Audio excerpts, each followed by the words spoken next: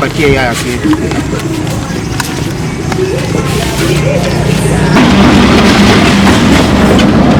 Hii ni dhuluma.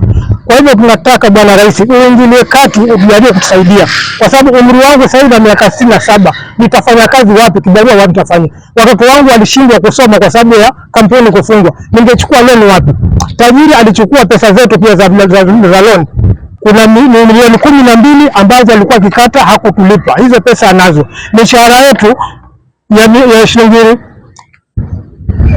milioni 35 hakutulipa. Na kuna miezi mingi ambayo tulifanya pia hakutulipa hivi.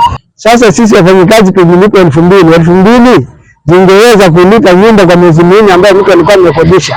Ibidi hata watu waweze vyombo vyao ili waweze kulipa nyumba na wapate tikiti ya kurudi nyumbani.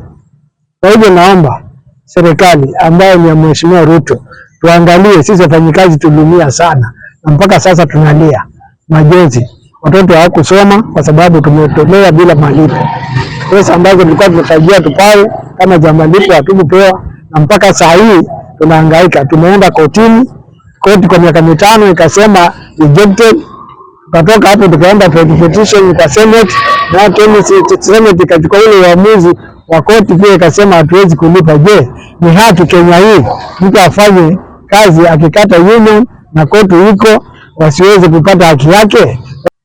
Sisi tunajua kwamba sheria za Kenya za labor inasema wakati ambapo kampuni inakwenda kwa receivership inahitaji mfanyikazi alipo kiasi gani. Haikufanyika. Sote wafanyikazi 172 hatukuweza kulipwa chochote. Hivyo bado tunafikiria kwamba sio kwamba kesi ilikwenda ikafail hivyo. Waziri bado ana jukumu, anaweza akachukua jukumu aulize hawa watu mbona hamkuwalipa. Kama walilipa wadeni wote wa kampuni, suppliers, wa scrap, material zote, mbona wafanyikazi waliwachwa pasi hata ndururu? Sasa mimi kuna mamangu mzazi ambaye ni mjane analilia haki. Baba alikufa last 2 years, alikufa akilia. Sasa ndio tulikuwa tunauliza kama inawezekana Mutua na mtukufu rais wetu Ruto mtuangalilie tupate haki yetu.